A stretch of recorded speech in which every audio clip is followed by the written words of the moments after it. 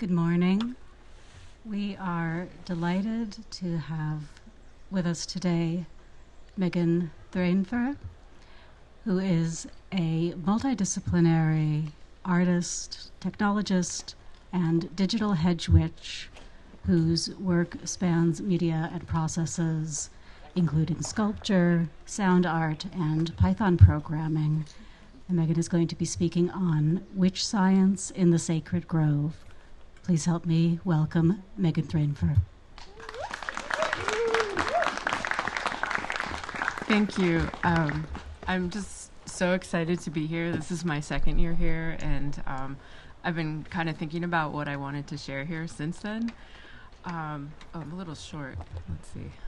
I think that'll work. Also, I'm going to be kind of nervous for the first 5 minutes, and then I'll realize I'm talking to a captive audience about all my hyperfixations, and I'll get into a flow. So welcome. Yes. Thank you so much. I am my family is from counties Ulster and Clare in Ireland. My family landed in Narragansett territory on the East Coast, and then I came up and was raised on unceded Duwamish territory. I'm really excited to be here and share this all with you. And like we often do, we're going to start with the void. This is the void. And depending on your cosmology, this is sort of the beginning, or maybe the chapter before the beginning, the prequel, the author's preface, the void.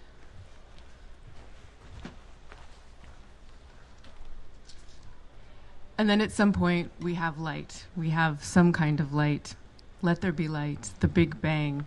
But we have this orientation towards something bright in the past and then bright up above us.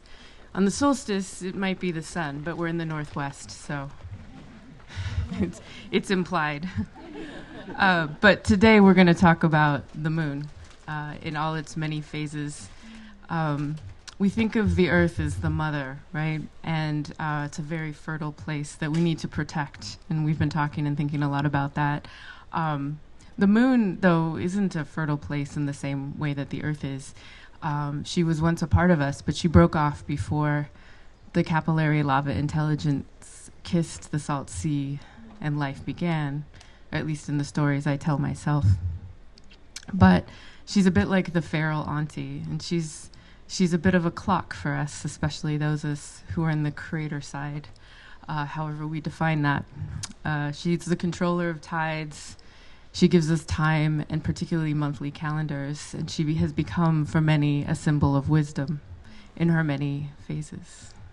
Very hammer and sickle there.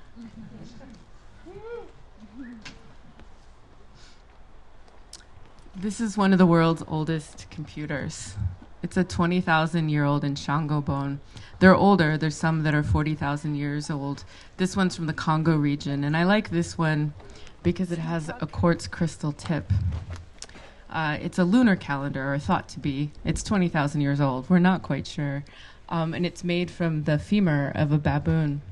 What's interesting is you come forward a few tens of thousands of years, and you see an association with baboons and the moon and math and science, particularly in the Egyptian area.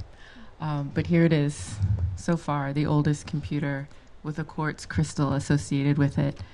How many of you have some kind of device in your pocket? Each one of those contains copper wires and a quartz crystal oscillator that's telling time. So crystals and time goes back, but it fits in our pocket. It's a bit of a continuum.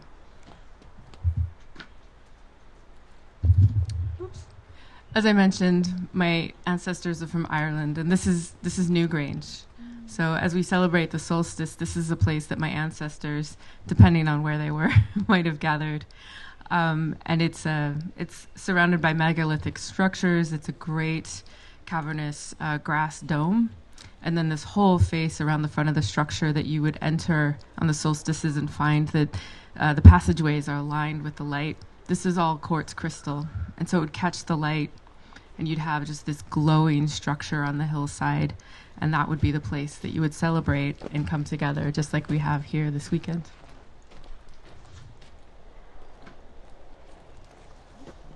But no matter where you are in the world, we can find sacred groves. So here's my sort of diorama collage, groves of the world. Thank you for coming to my book report. This is, and I'm probably mispronouncing this is a babao tree from northern and western Africa. These are fir trees or cedar trees that can represent where we are today, Haida land, Snohomish land, but also Lebanon, the Middle East. This is an oak tree. How many of you claim the oak tree as part of your lineage or ancestry? And then finally, I thought very important to include a series of olive trees, a grove reaching back thousands of years. These olives are not to scale.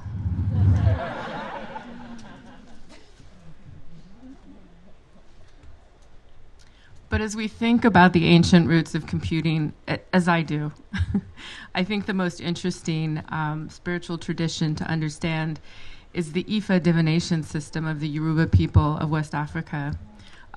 This is where we get binary. It didn't come from that one German guy whose name I can't pronounce. Anyone? Leibniz, that guy. So, I mean, he helped. But some of the earliest recordings of the Ifa divination system are from like the 1400s, but the cosmology clearly spans thousands of years into ancient history. And so you had kind of two systems. You had a binary system that was very stochastic. And so you can see here the practitioners making marks of 1 or 2 based on the stochastic rolling of kola nuts. And then there's a codex around here that's base 256. And this is, you would access this codex much like with a tarot deck. There's a set of deterministic information that you would sort of consult. And so this is binary. This is where we get it from. It comes from West Africa.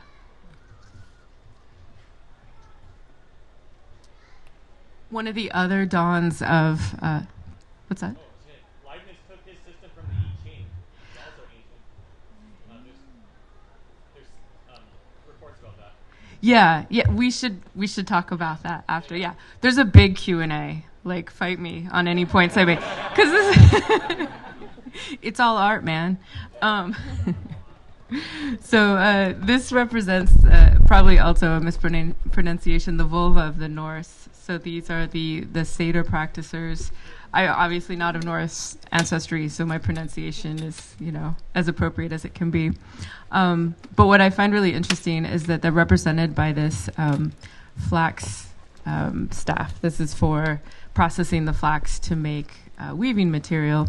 And we see over and over again, weaving is sort of this precursor to computing. So these practitioners of Seder magic really were connected to weaving as both a practical thing in the culture, but also like the weaving of fate.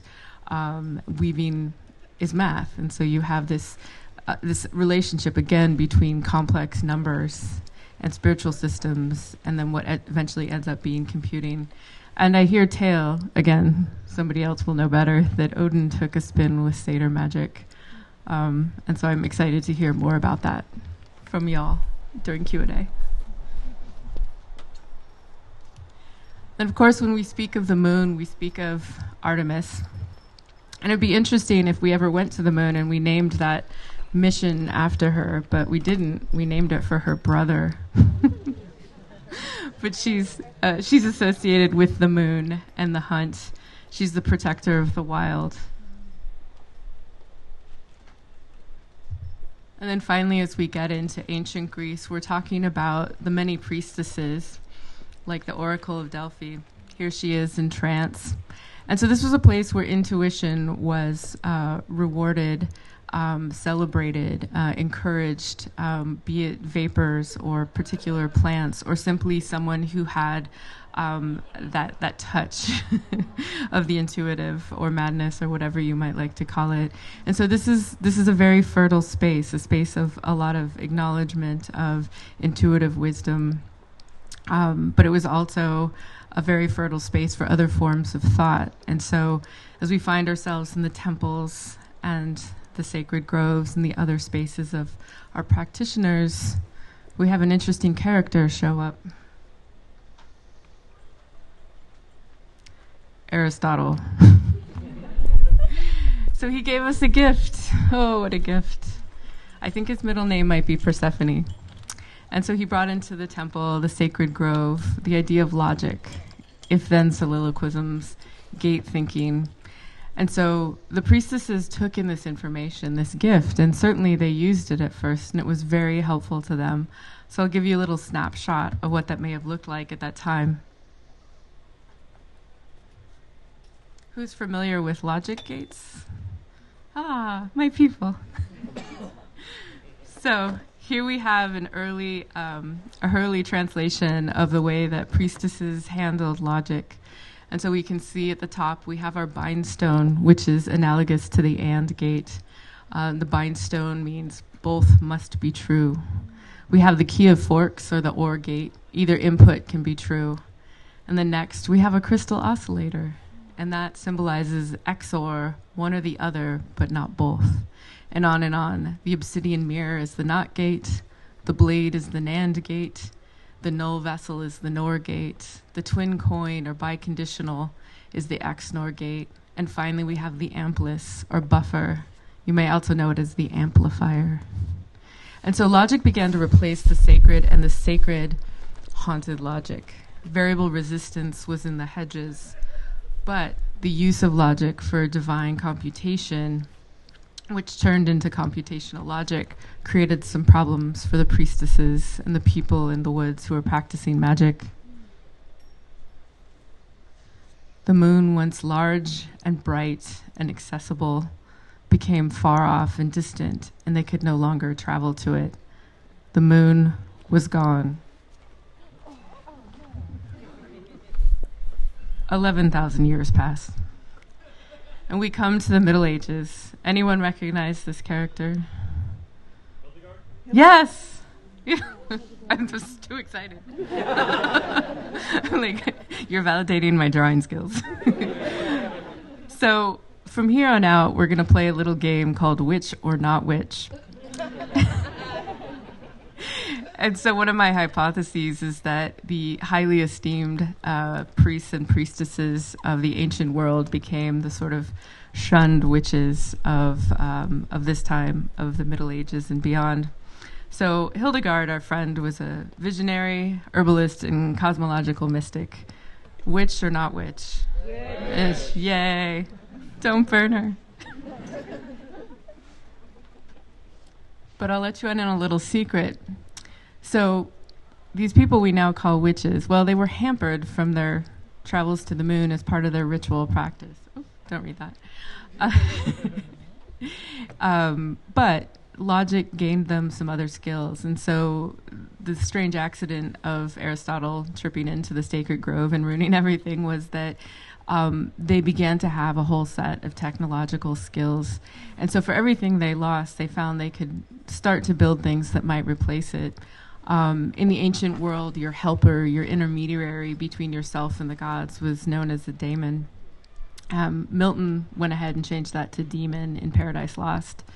But the daemons were what helped you and were even thought to be just pure love. And so when we look at a witch and her familiar, that familiar is, again, just as the witch was once the high priestess, the familiar was once that helpful daemon.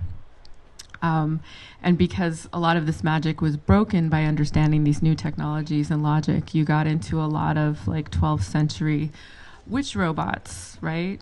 So you've got your witch automaton and your oracle systems and your witch robots and familiar machines. And so all of these sort of ancient technologies, and we have robots like particularly in China going back 2,000 years.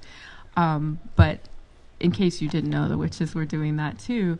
And certainly they gathered together on the weekend to tinker in their little maker spaces and hacker spaces out in the woods. And this was not perceived to be machinery, right? It was demons. But still the witches tried to fly to the moon. What were they trying at this period? Drugs. So they got up there. They got high, but they didn't quite make it to the moon.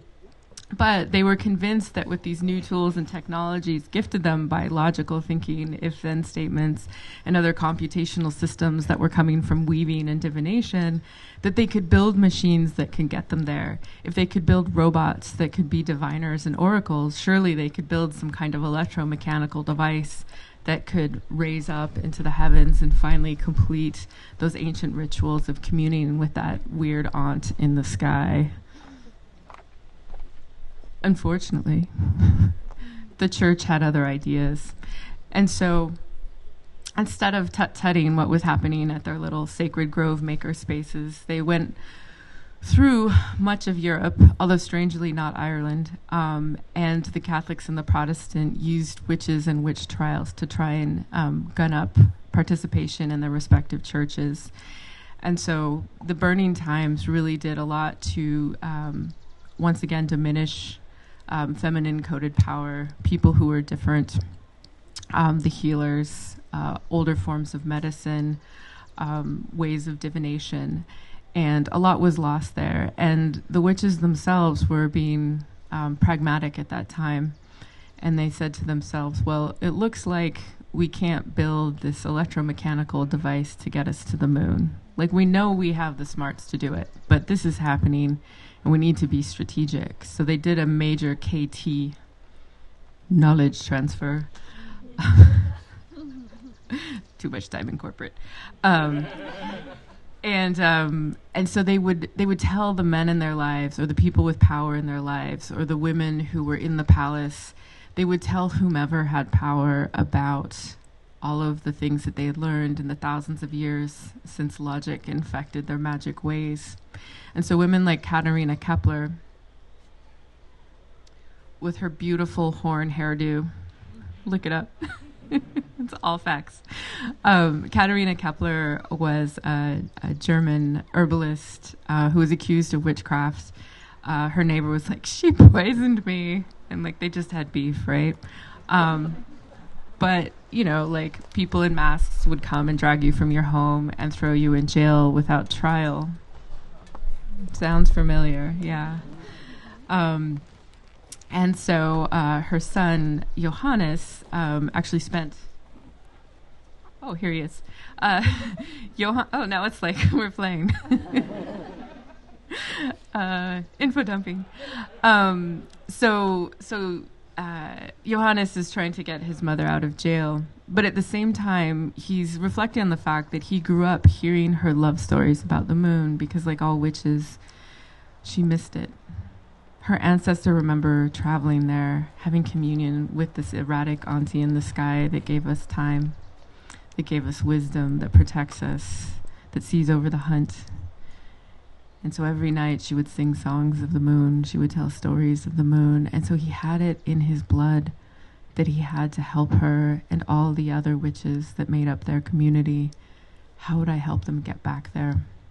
And this happened over and over again. There were these people who had access to power, who would listen to those who didn't, tell such beautiful, beautiful stories, and sing such beautiful, beautiful songs that they themselves were like, I will help you in this quest. And so Katerina finally got out of jail, luckily. And Johannes and his buddy Tycho Brahe invent astrophysics. And they study the stars and the moon, and they start to think about how far away is it? What is the atmosphere like? What kind of math do we need to do all this? And so they work together and they develop astrophysics. And Johannes is known as the grandfather of astrophysics. The reason we don't call Tycho that is because they had a falling out. So now we just hear about Johannes. But the other thing that Johannes did is he wrote a story. He wrote a story called Somnium. It means the dream in Latin, for those of us who don't speak Latin in our everyday lives. It's 2025, yo. Inside joke.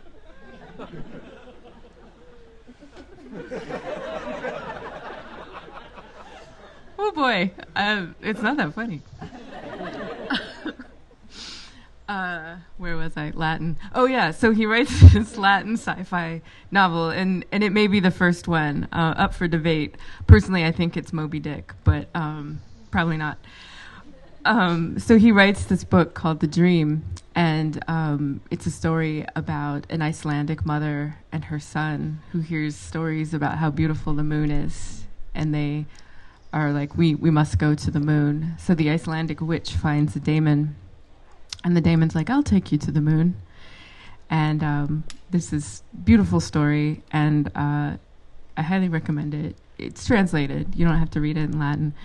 And my favorite part is this little daemon is like, if you're going up to the moon, which is called like Lavinia or Latvinia. Sorry, I don't remember. My Latin's not very good. 2025. Yeah. Don't get me. Come on, man. Sponges. Okay, so he's like, to go up through the atmosphere, you need to tie a sponge dipped in vinegar over your mouth and nose to endure the environment of like thinning space as you get near the moon. And so it's this interesting space where it's like a very old world story, and yet he's starting to fold in like what he's learned from his scientific perspective about like atmosphere and the distance. And so this book describes the moon and the travels to it in great detail, and he's talking about the dark side of the moon and shadows and distance. And you know, fast forward a few centuries and we get Dune. It's great. It's a great genre. But so all over this area, this is happening again and again. So we have this thing called the Enlightenment. And so the Enlightenment is just this KT of all the spiritual practitioners who are being punished for knowing things, and they're giving it to the people in power because their end goal isn't to have ownership over this knowledge. Their end goal is just, I want to go back to the moon. Centuries pass. Any guesses? It's our favorite F-boy in history. Lord Byron.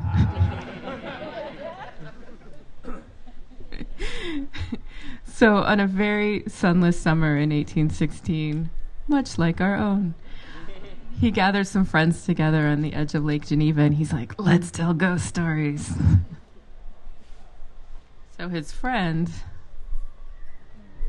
Mary Shelley, yay, an icon, also maybe writes the first science fiction novel. Hard to say. And it's called Frankenstein. And as someone who has actively pursued becoming a cyborg, more on that later, she introduces a tremendous amount. Why are you still here? She introduces a tremendous amount of poetics for us to chew on around the creation and control of life, around ethics and technology. And I'm always really taken with, a couple facts, right? Like in the story, they keep referring to Frankenstein's monster as the demon. And so this is like post-Milton. So Milton decides that daemons are demons and demons are bad. And so you have this, what happens over and over again with the old ways is they become synonymous with evil.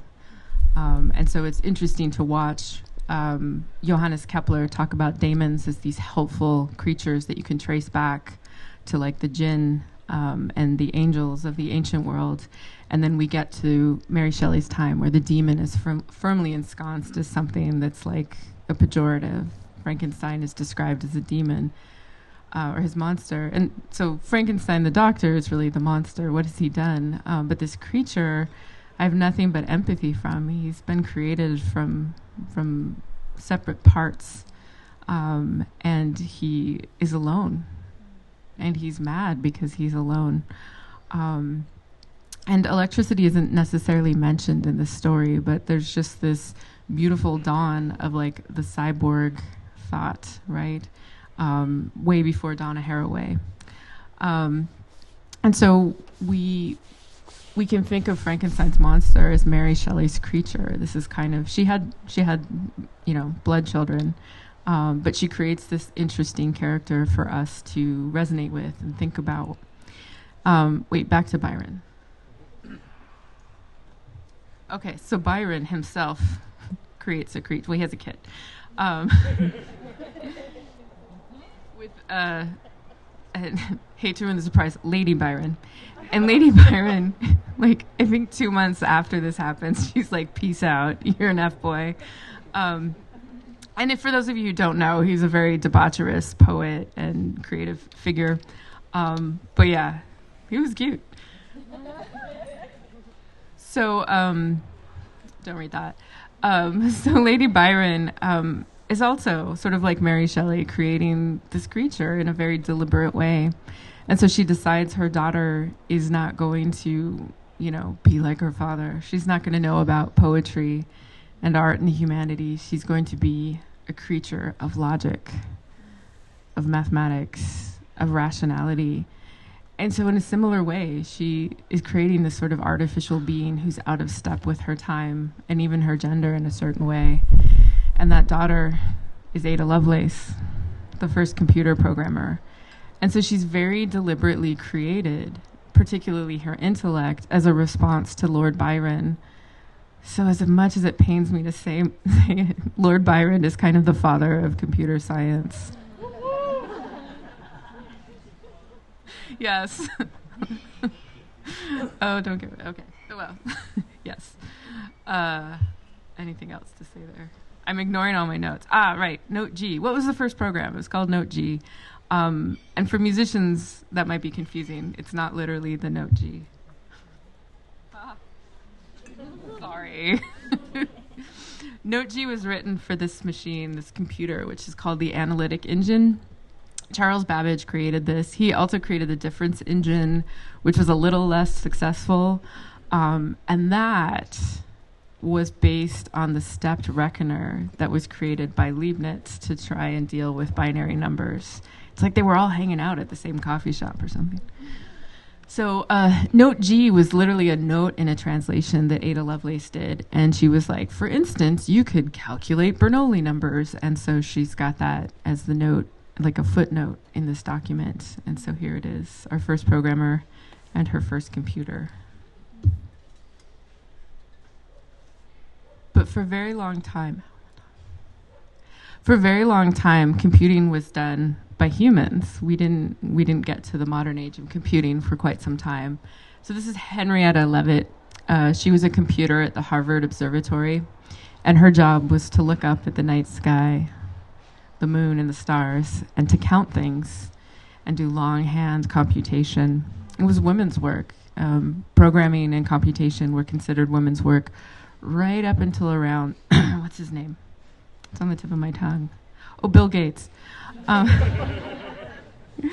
until that time, it was seen as like secretarial work. It was drudgery, and so let's let the ladies do it. And so there were tons of computers at Harvard, and they were all women.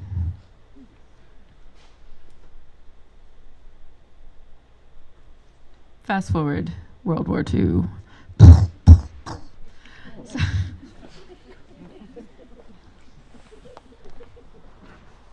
I'm a professional. Any guesses? Bletchley Park. Alan Turing. So this is a guy who, much like Mary Shelley, but in a very different way, can machines think? And by machines, I mean the things that are created by humans. And so he pairs up with... Yikes. Sorry. Oh, they look the same. Which one's which? Joan Clark, played by Keira Knightley in the movie. So she's a code breaker, and she's one of thousands and thousands of women working at Bletchley Park, and they were, for the most part, sworn to secrecy and kept those secrets. Like, we know what all the men did. And I don't know if it was like part of their training or it was a British thing, but they really took it to their grave. So a lot of times we don't know what all they were doing. We certainly know about Joan Clark because of the magical storytelling of Keira Knightley. But it's this woman I'm interested in. This woman was a spy for England, we think. And she also worked at Bletchley Park in Hutch 8. And her name was Doreen Valiente. Do we have any Wiccans in the audience? No. Interesting. Well, if you're a Wiccan, most of the liturgies are written by this woman. She's known as the grandmother or the godmother of modern witchcraft, and she was a very public figure in England, particularly like in the 60s and 70s. And she also was at Bletchley Park. We know she was a spy, but like most of the women at Bletchley Park, there was a lot of mystery around what was actually being done, boots on the ground or heels on the ground, the cute skirts. And what came out a little while after she passed was that she had an intimate working knowledge of the Colossus computer, one of the first digital computers in the world.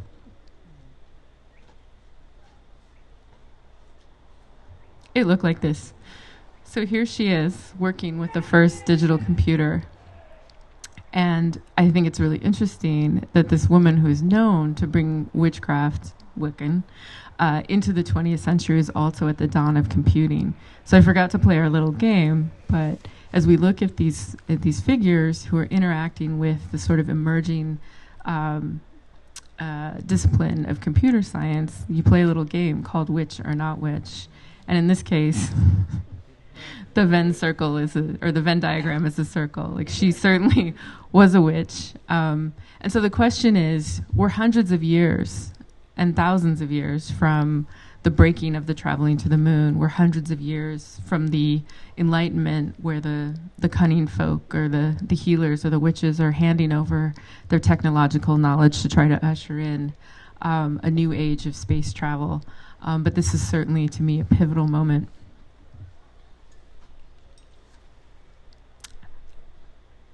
So then, 1960-something. Yes.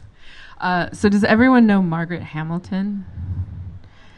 It was funny, as the other Margaret Hamilton played the witch in the Wizard of Oz. But this one is not an actress. She was a programmer at NASA. This is her code that helped us get to the moon. This is a very iconic image. Like, if you look up Margaret Hamilton, this is usually the picture you see, because we used paper. And so she was really involved, particularly in safety in the code. The idea that errors are going to happen in space, and so you need to write the code in a certain way to prevent disaster. And so I think of her as a witch who was a healer, who brought that healing mentality into programming in a really interesting way. We almost might call that like human-centered design, like, let's not kill the astronauts. But the programmers at this time were called rope mothers, and the reason for that is really interesting.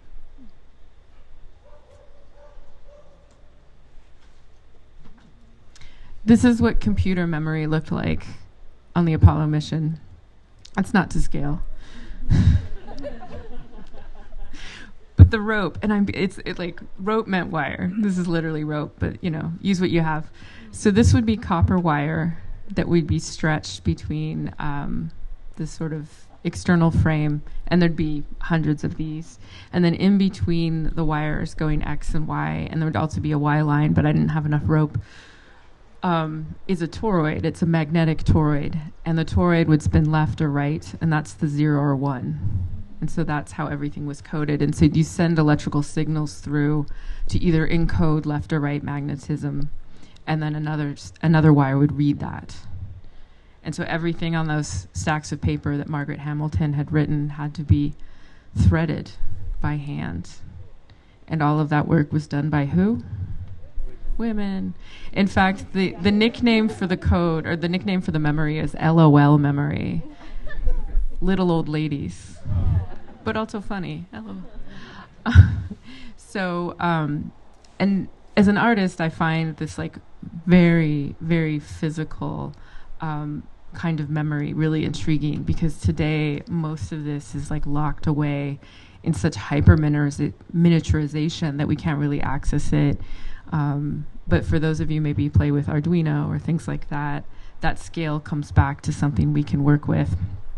And I think of electricity as something that is, not a new invention.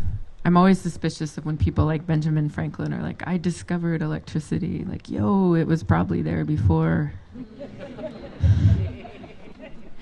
In fact, electricity is older than our Earth, than our moon. It's older than water, depending on which cosmology you belong to or think of. But to me, it was there at the Big Bang, heavy force and weak force, gravity and electromagnetism. So I ask you, is electricity sacred? When electricity goes through a circuit, it's not like water flowing through pipes. It is whether the electrons are still or moving. So I ask you this, let us not confuse electricity with zeros and ones. It is stillness and movement.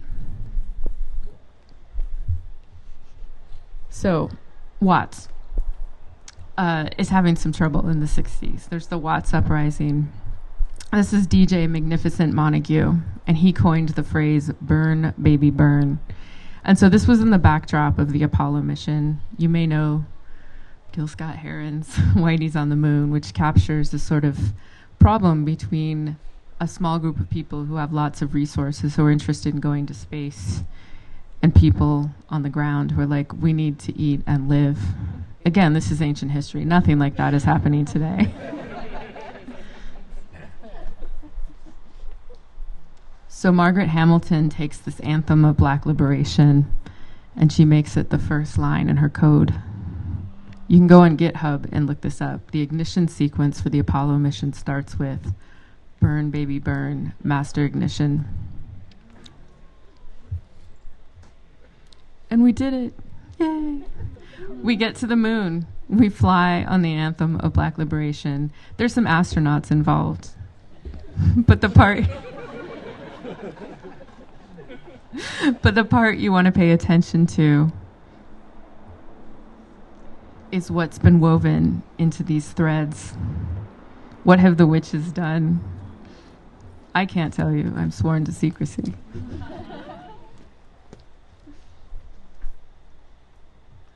But so the witches finally, through their secret magic weaving, get themselves back to the moon, and they're like, the love story of reunition. We're reunited. It's like a love story. And they get there and they look around and they're like, oh, we finally made it. It's been so empty up here all these thousands of years. And they look around and there's people, Sami people, Inuit people, people from the Dahomey. They're like, where you been? It was just us with our logic that got cut off. But the witches were like, this is great. We're here and we can keep going. We can go into space. We can go to the edge of a black hole. And so they did. I love black holes. Info dump time. So this is the edge of a black hole, right? And on its outside edge is information, because one of the rules of the universe is if something no information can disappear, right? So if something gets swallowed up and disappears from the universe in a black hole, the information about that object is spread around the mouth of the black hole. So this is a giant library of everything that has entered the black hole and disappeared forever. Maybe we think of it as like a graveyard, but I think of it as a library.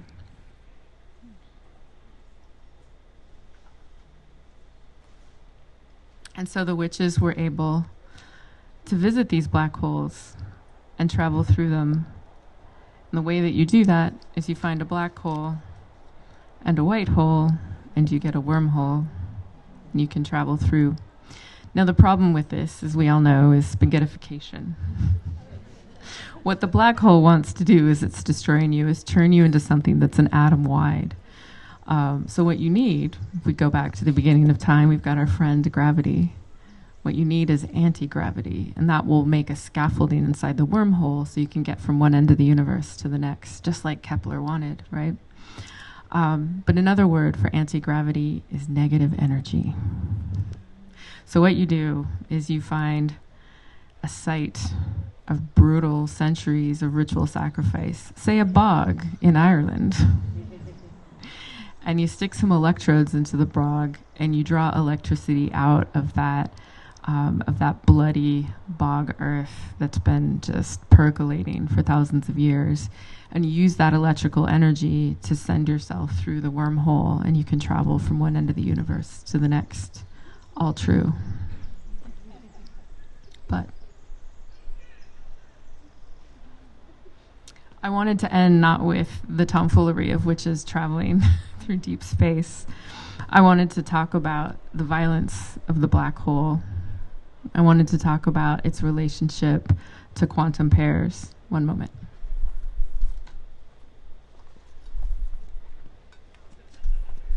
Quantum pairs. So, anyone know what it's like when quantum pairs do this? Entanglement. Oh, shoot, I'm all tangled up, huh? So this is spooky action at a distance, and it gave Einstein some trouble, and I don't dare think I can figure out what he couldn't.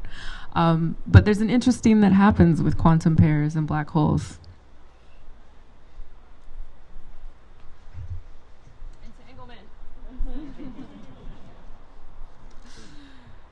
So what can happen is, as with anything, if you get close enough to a black hole, come on, buddy, you can get swallowed up. You can get swallowed up by the black hole. And what happens is, if one half of a quantum pair, no matter where it is in the universe, if its partner gets sucked into a black hole, it's very sad. This causes something called Hawking radiation. You have this loose quantum particle, and it's very sad. It's like Orpheus and Eurydice, and this is hell. And Orpheus is like, I want you back. And so Orpheus sings this song, right? There's this thread, there's this tether that we see, and he sings this beautiful love song, or sends beautiful love data, or it's waves, or I don't know how quantum particles work. But somehow the power of his love pulls her back out, and they belong together again. And what this does is it destroys the black hole. It leaves a little tear. That's not much. It's a quantum particle. They're pretty small. But imagine this happens 100 times, or 1,000 times, or 1,000,000 times for thousands and millions of years. And so as far as we know, this hasn't happened to a black hole that exists in our time. But the absence of some of the primordial black holes is thought to be caused by the destruction of the love of pair bondum quantum particles. And so we look at a giant evil out in the world, and it seems so powerful, so full of resources, so full of voices and cult-like followers. And we see that there's one thing that can destroy this ultimate evil, and it's love.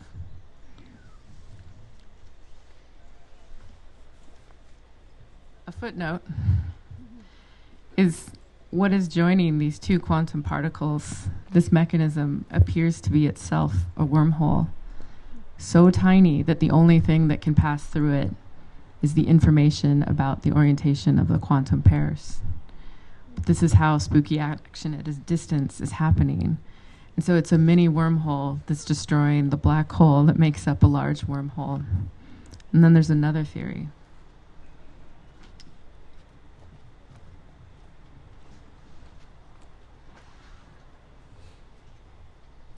That our whole universe, from the Big Bang itself, was inside a black hole. That we come from the void. That everything that we do is inside another black hole. That the small wormhole that connects quantum pairs that gets destroyed by a black hole is itself spinning. And this theory is held up by the fact that early galaxies disproportionately all spun in one direction. And so when you scream into the void.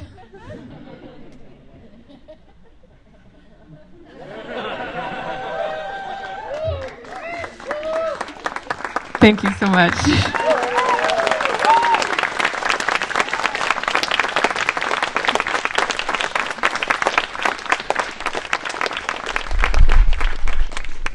I really hope there are questions, comments, disagreements.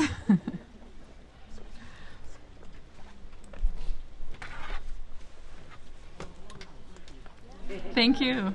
Yes.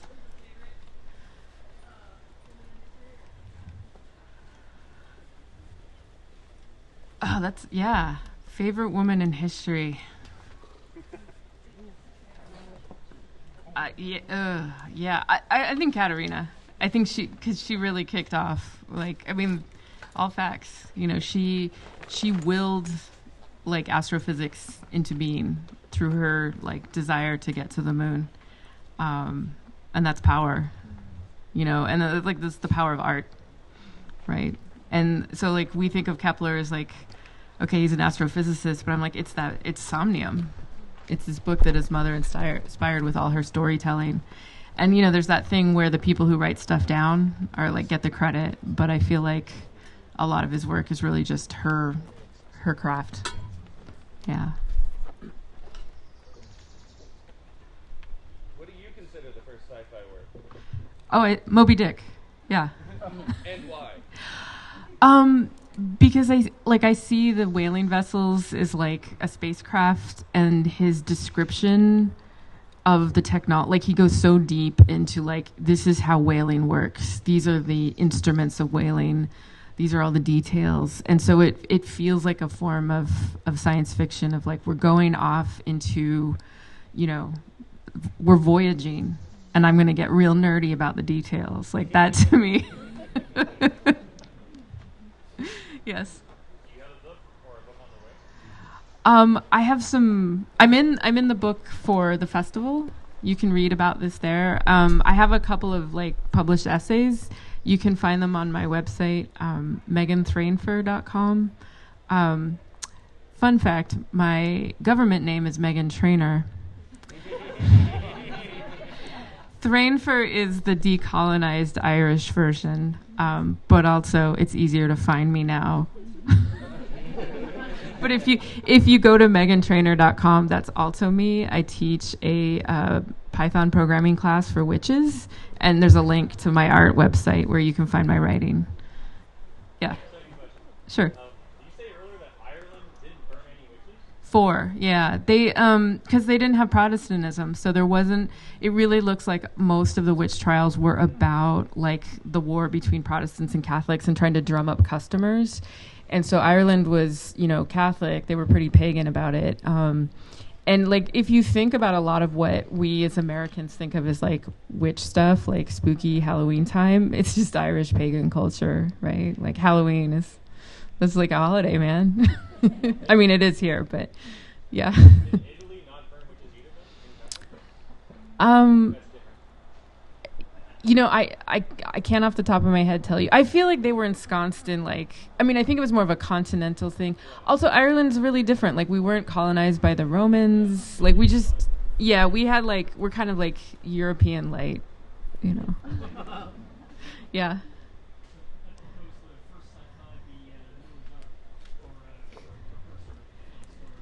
Oh, yeah. Yeah, I dig it. Like, there must be some Sumerian sci-fi, right? The story. Yes. Oh, yeah.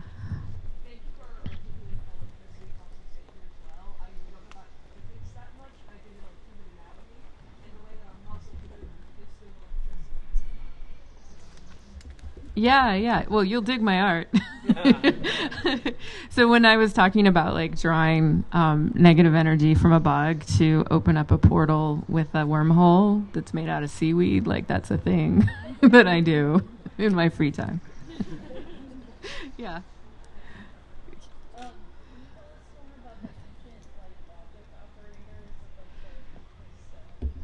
Oh yeah, I made those up. Yeah, no, I mean, I didn't make up logic, clearly. So in my storytelling, it's like 95% all facts, and then just I rip for 5%. So this is all made up.